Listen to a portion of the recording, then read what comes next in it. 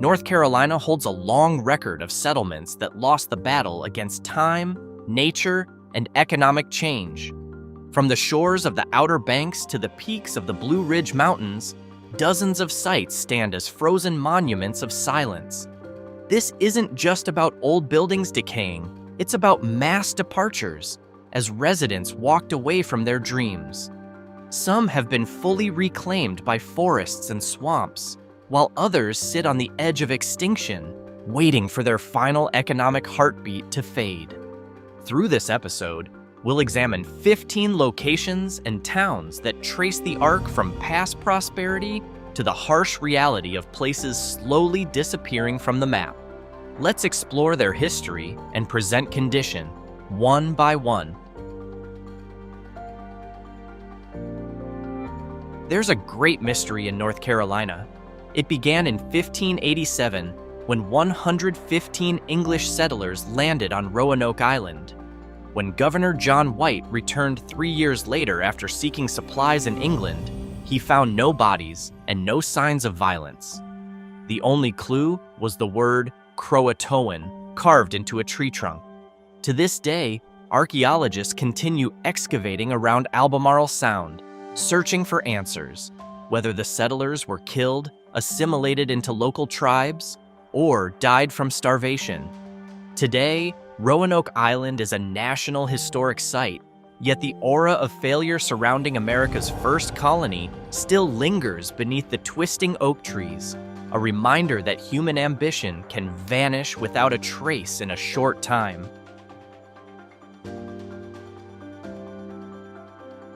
Next is Brunswick Town. Once the busiest colonial port in the Cape Fear region, it now leaves behind only the stone shell of the iconic St. Philip's Church. The town was first destroyed by a Spanish attack in 1748 and later burned to the ground by British forces during the American Revolution in 1776. During the Civil War, the remaining ruins were buried to construct Fort Anderson as a Confederate defense.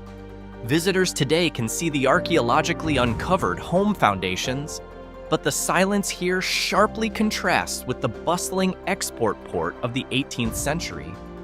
Brunswick is a rare example where layers of military and civilian history overlap within a single, quiet stretch of open ground.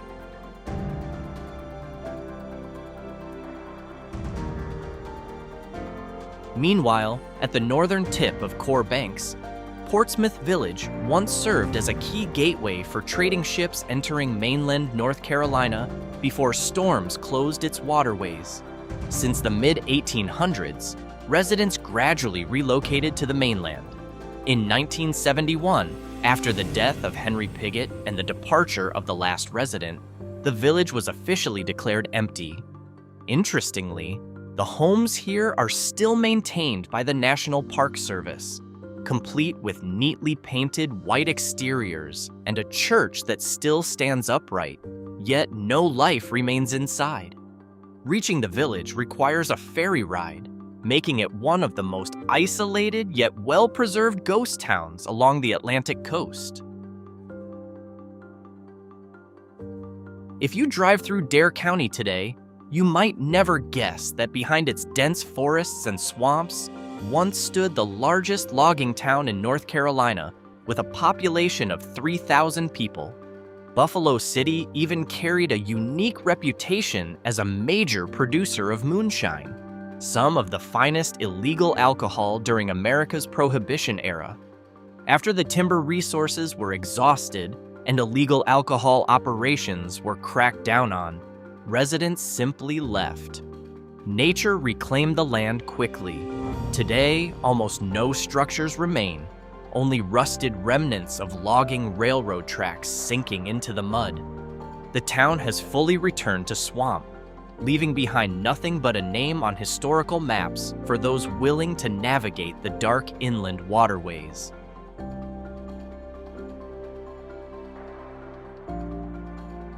If Buffalo City merged with nature, Lost Cove defined total isolation. Tucked inside a steep gorge along the Nolichucky River, this self-sufficient town was never connected by highway. For years, its residents survived through farming and illegal whiskey production, protected by the extreme mountain terrain. But when the surrounding timber industry collapsed and the railroad stopped running, their link to the outside world was cut off. In 1957, the last family gave up and left their homes behind. Today, the condition feels both haunting and strangely artistic. Wooden houses slowly collapsing under moss and trees. Because of its difficult access, Lost Cove has become a favorite destination for hikers seeking the image of a truly untouched ghost town, free from modern development. Next is a town erased by disaster. The massive flood of 1940 became the death bell for Mortimer. Located in the Wilson Creek Valley, the town once pulsed with large textile mills and sawmill operations. But extreme rainfall caused the river to overflow, washing away nearly all of the town's infrastructure overnight. The survivors never returned to rebuild. Today, Mortimer is reduced to concrete ruins covered in vines within Pisgah National Forest. Rusted pieces of factory machinery can still be found by urban explorers. As tragic as it is, Mortimer stands as a reminder of how quickly nature can erase industrial ambition when we build in the wrong place. Ever heard of Henry River Mill Village? It gained worldwide attention after being used as a filming location for the Hunger Games. But its real history is far darker. Built in 1905 as a yarn mill complex, the village included 35 worker houses, a company store, and an imposing main factory. When North Carolina's textile industry began losing ground to global competition in the late 1960s, the mill shut down. For decades, the village sat abandoned and deteriorating, creating an eerie atmosphere with rows of identical yet empty wooden houses. Today, the property has been purchased by private investors working to preserve it as a historic destination. Still, the sense of despair from factory workers who once lost their livelihoods lingers heavily in every dusty corner. The construction of Fontana Dam during World War II created the beautiful Fontana Lake, but it permanently submerged the road access to the town of Judson. Residents were told they had to relocate in the name of national interest, as the dam would generate electricity for military aluminum production. To this day, the government's promise to build a replacement road, known as the Road to Nowhere, has never been fully realized due to environmental concerns. Now, the town lies in a remote section of Great Smoky Mountains National Park, reachable only by boat. Meanwhile, Cataloochee Valley was once one of the most prosperous settlements in the Appalachian Mountains, with more than 1,200 residents in the early 20th century. Their fate changed when the government decided to create a national park. One by one, families were forced out through painful land acquisition processes.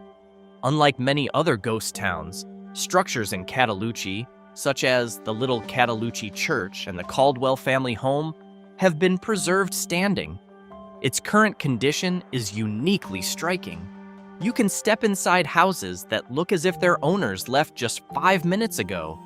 Yet, the only permanent residents today are herds of elk roaming the quiet meadows.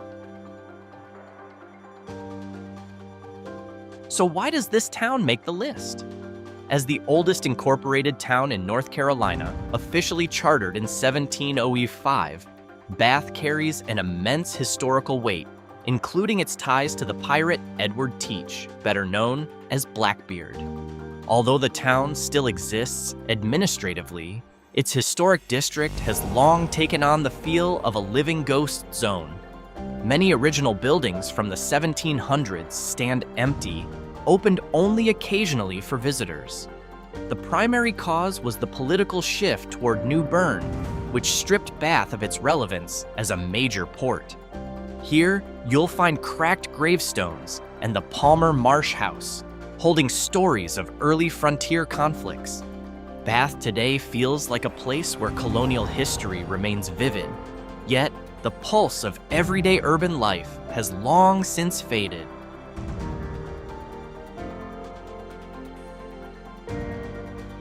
Moving to towns at risk, Fair Bluff may be one of the clearest examples of destruction driven by climate disaster. This small town along the Lumber River was once a lively tobacco trading hub, but Hurricane Matthew in 2016 and Hurricane Florence in 2018 effectively wiped out its business district. Many shop owners, lacking flood insurance or funds to rebuild, chose to leave for good. Today, walking down Fair Bluff's main street feels like stepping onto the set of a post-apocalyptic film. Shattered storefront windows, dried mud coating floors, and no entry signs everywhere. The population has shrunk drastically, and the town is fighting hard to avoid being erased entirely from the map. Unlike Fair Bluff, for many residents of Canton, 2023 felt like a local apocalypse.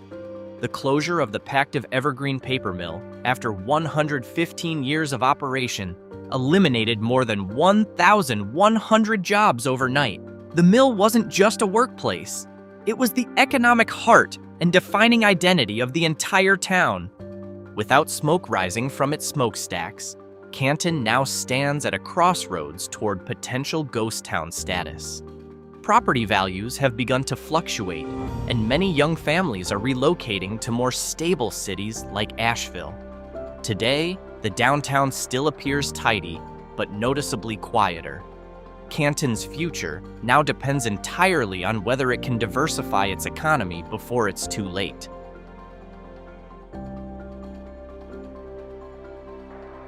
Meanwhile, Maggie Valley can be seen as a casualty of shifting tourism trends.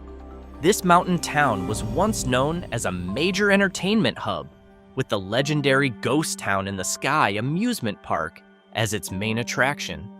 Today, that mountaintop park sits rusted and abandoned, its silhouette visible from afar like a fading monument.